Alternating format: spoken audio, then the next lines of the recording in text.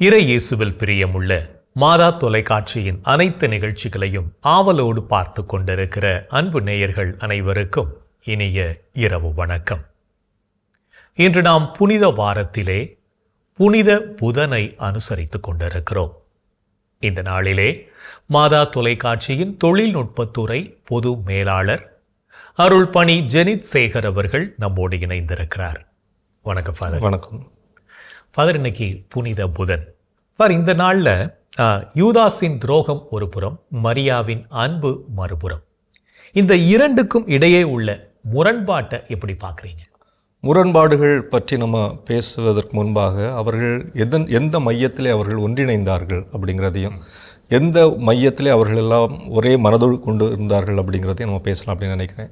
குறிப்பாக இரண்டு பேருமே இயேசுவின் சீடர்களாக இருக்க ஆசைப்பட்டவர்கள், இயேசுவால் ஈர்க்கப்பட்டவர்கள். அவருடைய வாழ்வின், அவருடைய வார்த்தையின் அடிப்படையில் இயேசுவால் தன்னோடு இழுத்தெடுக்கப்பட்டவர்கள் அப்படின்னு நம்ம அதை சொல்லலாம். அதில் குறிப்பாக பெத்தானியா பகுதியை சார்ந்த மரியா, இன்னொரு புறம் யூதாசு இஸ்காரியோத்து.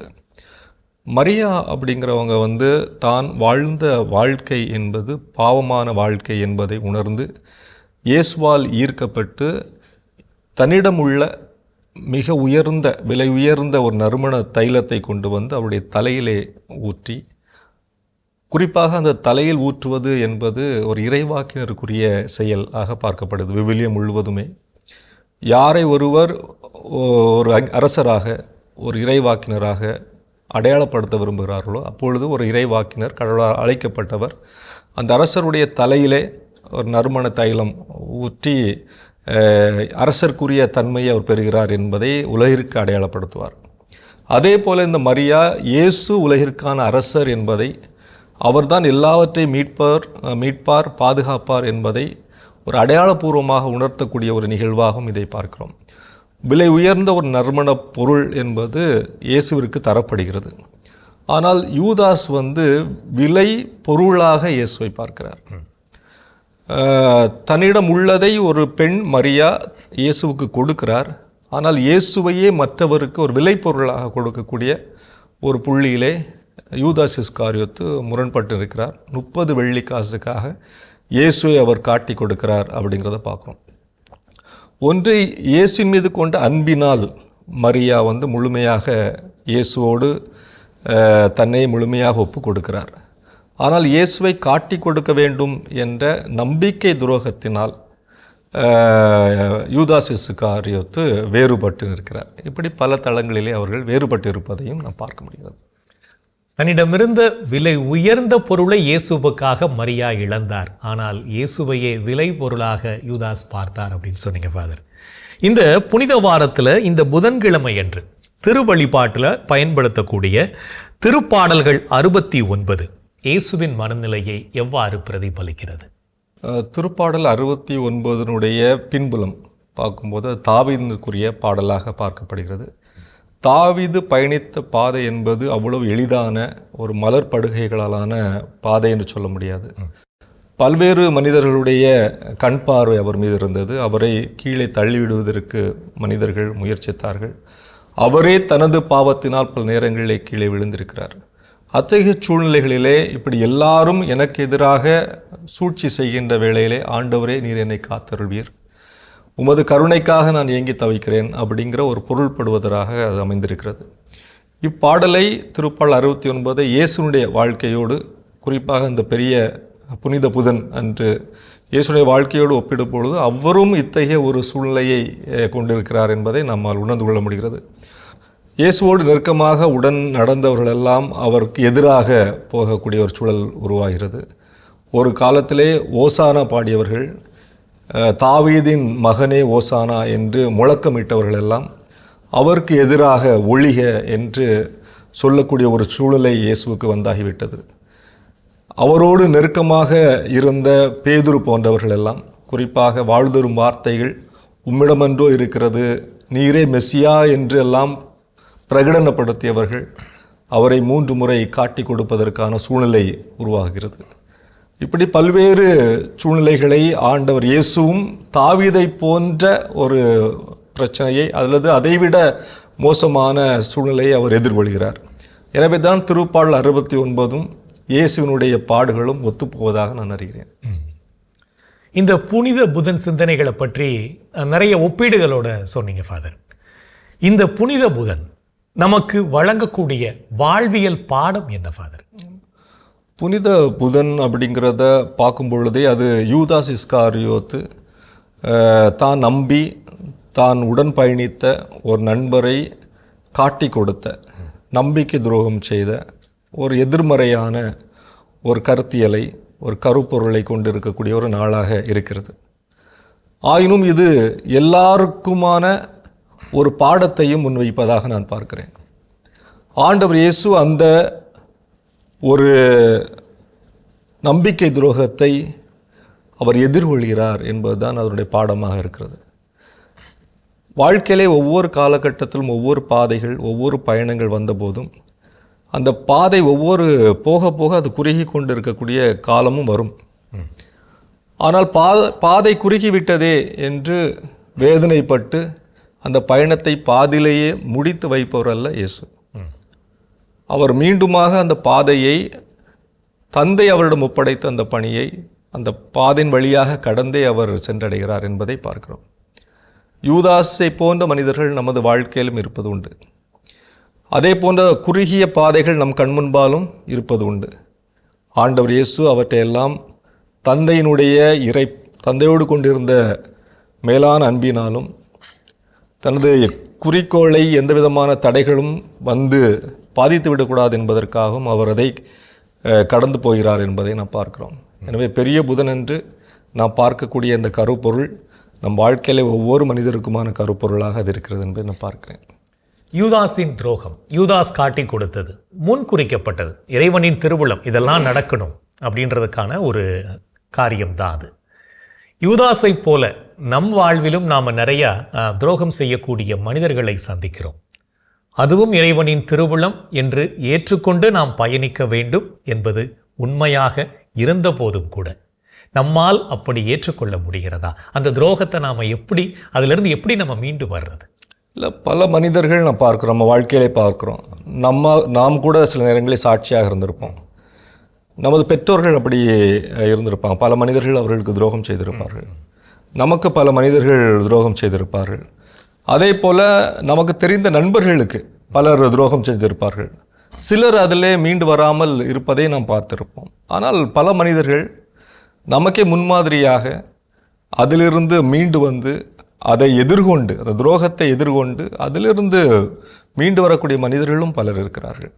எனவே எந்த எடுத்துக்காட்டை நாம் எடுத்துக்கொள்கிறோம் அல்லது பார்க்கிறோம் என்பதிலிருந்து நமது வாழ்க்கையிலுடைய யதார்த்தம் புலப்படும் என்று நினைக்கிறேன். கீழே விழுந்து போகிற மனிதர்களை எடுத்துக்காட்டாக கொள்ளாமல் அது துரோகத்தையும் இயேசுவை போல முகமுகமாக பார்த்து எதிர்கொண்டு முன் வரக்கூடியவர்களை நம்ம அவர்களை பாடமாக கொண்டு செல்லும்போது நாமும் இத்தகைய துரோகத்திலிருந்து, இத்தகைய தடை கற்களிலிருந்து மீண்டு வருவதற்கான வாய்ப்பு இருக்கும் என்று நான் நம்புகிறேன். இந்த புனித வார புதன்கிழமைக்கும் நற்கருணைக்கும் இடையே உள்ள மறைமுக தொடர்பு என்ன? யூதாஸினுடைய செயல் இதை எவ்வாறு விளக்குகிறது? யூதாஸ் ஒரு பொருளாளர் அப்படிங்கிற ஒரு நிலையில் இருந்தார். பணப்பை யூதாஸிடம்தான் இருந்தது என்பதை பார்க்கிறோம். அதில் மட்டும் இல்லாமல் இயேசுவோடு பந்தியிலே, குறிப்பாக ஆண்டவர் இயேசு நற்கருணை ஏற்படுத்திய அந்த பந்திலே அவரும் ஒரு மனிதராக இருந்தார் என்பதை பார்க்கிறோம். நற்கருணை பெற்றுக்கொண்டவர்கள் எல்லாருமே புனிதர்கள் அப்படிங்கிற ஒரு தன்மை அல்ல.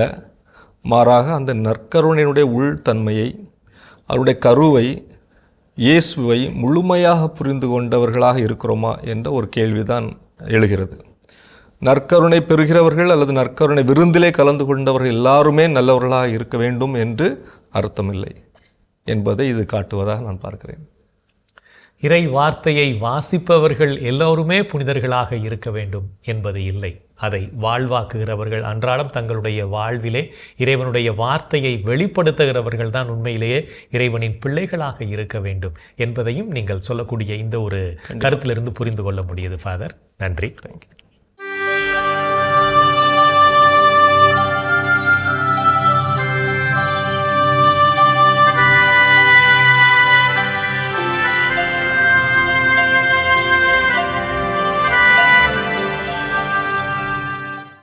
இன்று நீங்கள் செய்த பாவத்திலிருந்து விடுதலை பெற்று மனம் மாற ஆவல் கொண்டீர்களா? நீங்கள் உங்கள் உடைகளை கிழித்து கொள்ள வேண்டாம்.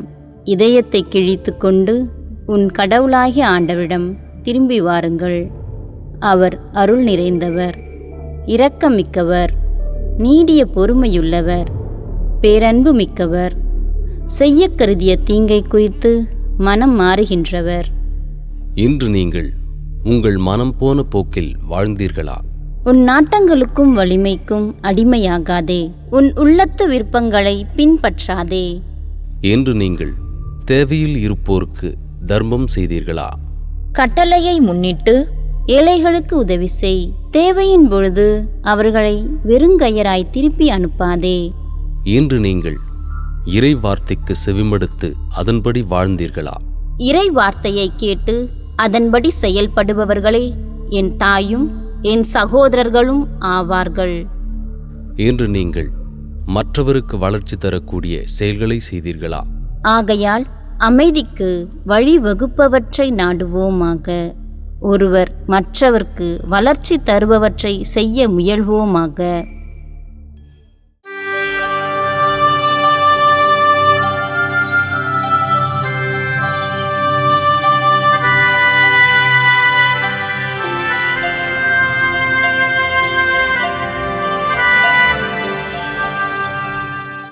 எல்லாம் வல்ல இறைவனிடமும் சகோதர சகோதரிகளே உங்களிடமும் நான் பாவி என ஏற்றுக்கொள்கிறேன். ஏனெனில் என் சிந்தனையாலும் சொல்லாலும் செயலாலும் கடமையில் தவறியதாலும் பாவங்கள் பல செய்தேன். என் பாவமே, என் பாவமே, என் பெரும் பாவமே. ஆகையால் எப்போதும் கன்னியான புனித மரியாவையும் வானதூதர் புனிதர் அனைவரையும் சகோதர சகோதரிகளே உங்களையும் நம் இறைவனாகிய ஆண்டவரிடம் எனக்காக வேண்டிக்கொள்ள மன்றாடுகிறேன். ஆமேன்.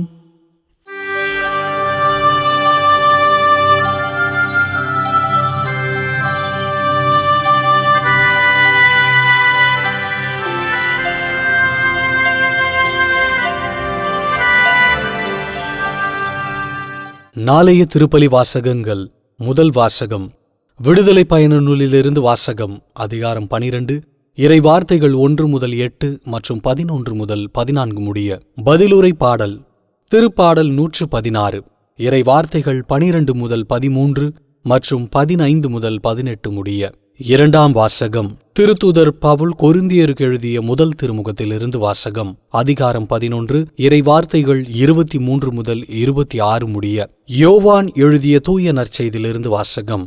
அதிகாரம் 13, இறை வார்த்தைகள் 1 முதல் 15 முடிய. பாஸ்கா விழா தொடங்கவிருந்தது.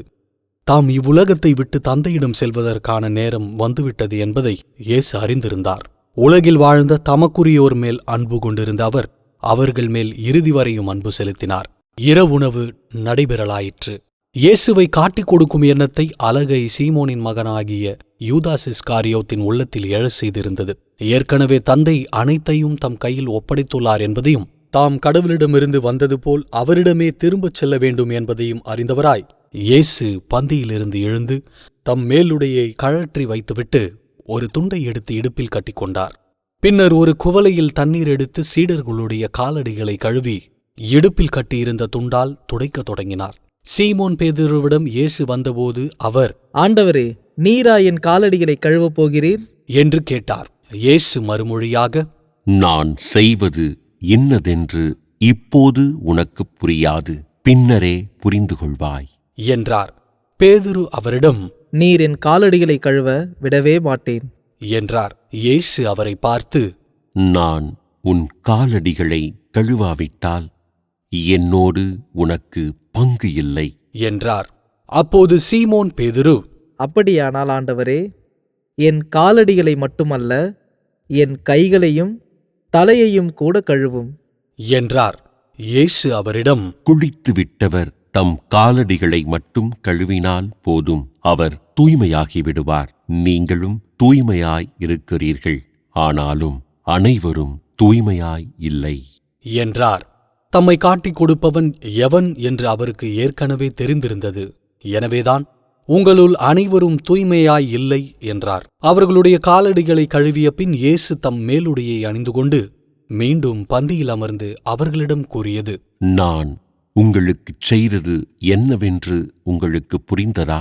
நீங்கள் என்னை போதகர் எனவும் ஆண்டவர் எனவும் அழைக்கிறீர்கள். நீங்கள் அவ்வாறு கூப்பிடுவது முறையே. நான் போதகர்தாம், ஆண்டவர்தாம். ஆகவே ஆண்டவரும் போதகருமான நான் உங்கள் காலடிகளை கழுவினேன் என்றால், நீங்களும் ஒருவர் ஒருவருடைய காலடிகளை கழுவ கடமைப்பட்டிருக்கிறீர்கள். நான் செய்தது போல நீங்களும் செய்யுமாறு நான் உங்களுக்கு முன்மாதிரி காட்டினேன். ஆண்டவரின் அருள்வாக்கு. கிறிஸ்துவே உமக்கு புகழ். ஆண்டவரே, உம் கையில் என் உயிரை ஒப்படைக்கின்றேன். ஆண்டவரே, உம் கையில் என் உயிரை ஒப்படைக்கின்றேன். உண்மையின் ஆண்டவராகிய கடவுளே, எம்மை மீட்டவர் நீரே. ஆண்டவரே, உம் கையில் என் உயிரை ஒப்படைக்கின்றேன். தந்தைக்கும் மகனுக்கும் தூய ஆவியாருக்கும் மாட்சி உண்டாவதாக. ஆண்டவரே, உம் கையில் என் உயிரை ஒப்படைக்கின்றேன்.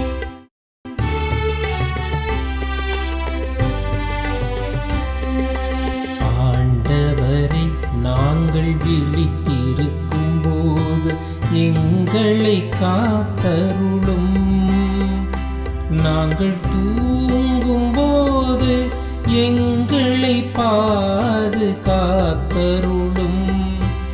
இதனால் கிறிஸ்துவோடு விழித்திருந்து அவரோடு அமைதியில் இளைப்பாறுவோம். ஆண்டவரே, நாங்கள் விழித்திருக்கும் போது எங்களை காத்தருளும். நாங்கள் தூங்கும் போது எங்களை பாதுகாத்தருளும். இதனால் கிறிஸ்துவோடு விழித்திருந்து அவரோடு அமைதியில் இளைப்பாறுவோம். சிமியோன் பாடல். ஆண்டவரே, உமது சொற்படி உம் அடியான் என்னை இப்போது அமைதியுடன் போகச் செய்கிறீர். ஏனெனில் மக்கள் அனைவரும் காணுமாறு நீர் ஏற்பாடு செய்துள்ள உமது மீட்பை என் கண்கள் கண்டுகொண்டன. இம்மீட்பே பிற இனத்தாருக்கு வெளிப்பாடு அருளும் மொழி. இதுவே உம் மக்களாகிய இஸ்ரவேலுக்கு பெருமை. இஸ்ரவேலுக்கு பெருமை. தந்தைக்கும் மகனுக்கும் தூய ஆவியாருக்கும் மாட்சி உண்டாவதாக. தொடக்கத்தில் இருந்தது போல் இப்பொழுதும் எப்பொழுதும் என்றென்றும் இருப்பதாக. ஆமென். ஆண்டவரே, நாங்கள் விழித்திருக்கும் போது எங்களை காத்தருளும். நாங்கள் தூங்கும் போது எங்களை பாதுகாத்தருளும். இதனால் கிறிஸ்துவோடு விழித்திருந்து அவரோடு அமைதியில் இளைப்பாறுவோம். ஆண்டவரே, நாங்கள் விழித்திருக்கும் போது எங்களை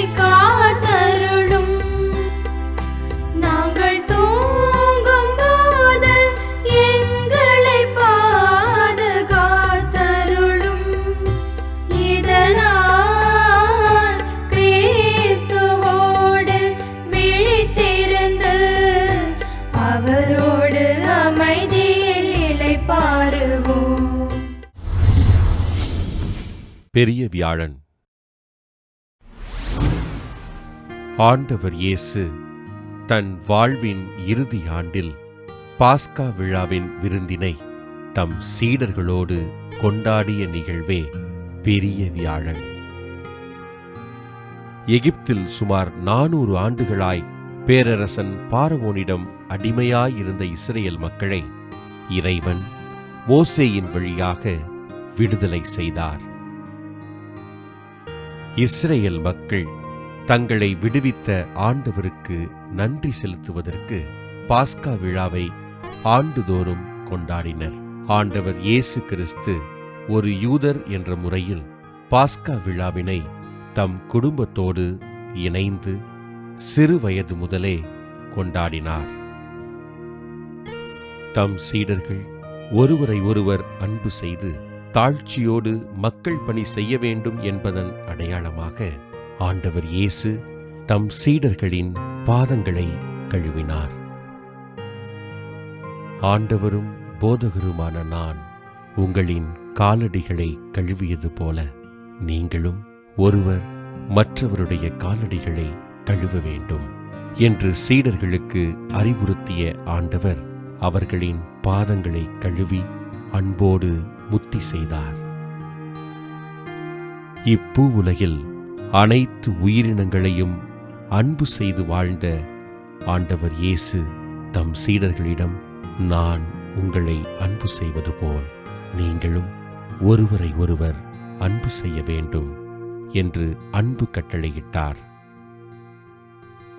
இதை என் நினைவாகச் செய்யுங்கள் என்று மொழிந்த ஆண்டவர் இயேசு தாம் தொடங்கி வைத்த இறையாட்சி பணியை தொடர்ந்தாற்றிட பணி குருத்துவத்தின் மேன்மையை உணர்த்தி குருத்துவம் என்னும் திருவருட்சாதனத்தை ஏற்படுத்தினார். இந்த உன்னதமான தினத்தில்தான் ஆண்டவர் இயேசு நற்கருணையினை ஏற்படுத்தி தன் உடலை உணவாகவும் தன் இரத்தத்தினை பானமாகவும் தந்தருளினார். புனித பெரிய வியாழனை கொண்டாடுகின்ற நாம் நமக்கு எதிராக குற்றம் செய்தவர்களை மனமுவந்து மன்னித்து அவர்களை தாழ்ச்சியோடு ஏற்றுக்கொண்டு ஆண்டவரின் அன்பிற்கு சான்று பகர்வோம்.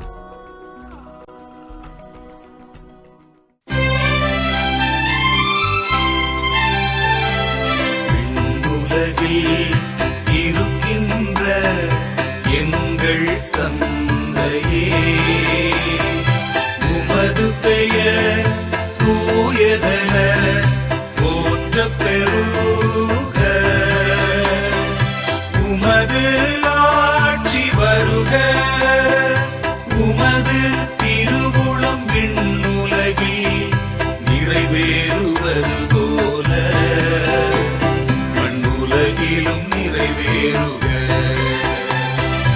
எங்கள் அன்றாட உணவை இன்று எங்களுக்குத் தாரும். எங்களுக்கு எதிராக குற்றம் செய்வோரை நாங்கள் மன்னிப்பது போல எங்கள் குற்றங்களை மன்னியும். எங்களை சோதனைக்கு உட்படுத்தாதேயும். தீமையிலிருந்து எங்களை விடுவித்தருளும். எங்களை விடுவித்தருளும்.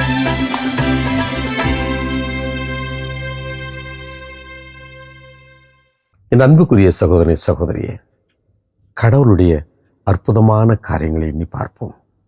அவருடைய வல்ல செயல்களுக்காய் அவரை போற்றி புகழ்வோம். இன்றைய தினத்தில் நாம் எவ்வளவு அற்புதமாக வாழ்ந்திருக்கிறோம், இந்த நாள் முழுக்க நாம் எவ்வளவு மகிழ்ச்சியாக இருந்திருக்கிறோம். அத்தனையும் கடவுளினுடைய பராமரிப்பு. அவரை நாம் போற்றி புகழ்வோம். சிறப்பாக இந்த தினத்தில் நமது மனமாற்றத்திற்கு ஆட்சேபிப்போம்.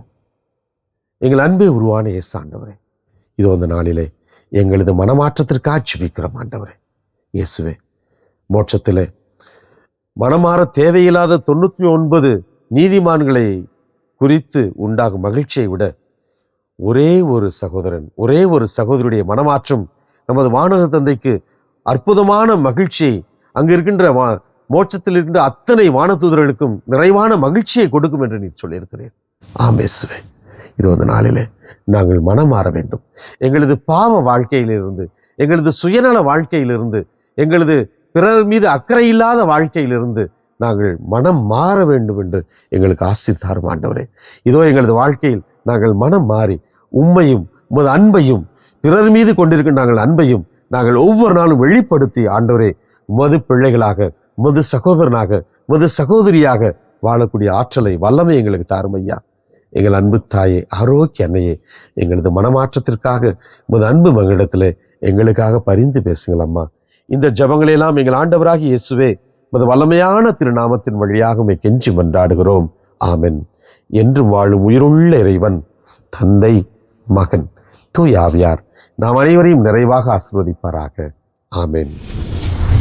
அன்பு நெஞ்சங்களே, இன்றைய நிகழ்விலே மாதா தொலைக்காட்சியின் தொழில்நுட்பத்துறை பொது மேலாளர் அருள்பணி ஜெனித் சேகர் அவர்கள் நம்மோடு இணைந்து புனித புதன் சிந்தனைகளை நம்மோடு பகிர்ந்து கொண்டார். மீண்டும் நாளை சந்திக்கலாம். Good night.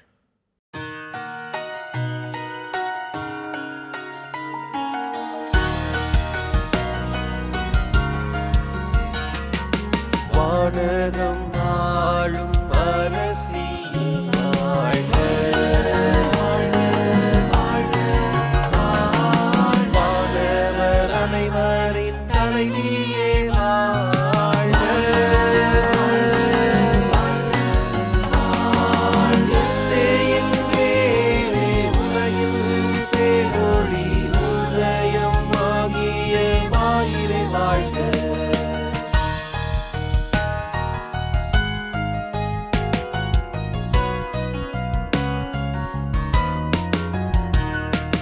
மாட்சி மிகுந்த கண்ணியே மகிழ்க, மகிழ்க, ஆட்சி தகைமையின் தாயே மகிழ்க, மகிழ்க, எழில் மிகு நாயகி இயேசுவை வேண்டி பொழிந்திட